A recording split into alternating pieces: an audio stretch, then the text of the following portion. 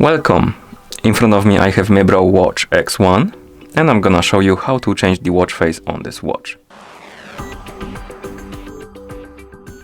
First, we need to wake up the screen on our watch, and you can do it by pressing the home button. After you wake up the screen, you should see the current watch face, the home screen.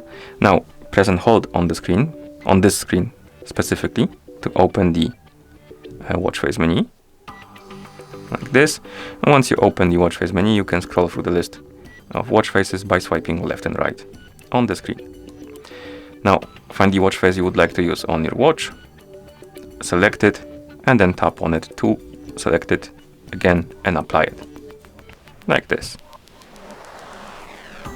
And that's how you change the watch face on this watch. Thank you for watching. If you found this video helpful, please consider subscribing to our channel and leaving a like on the video.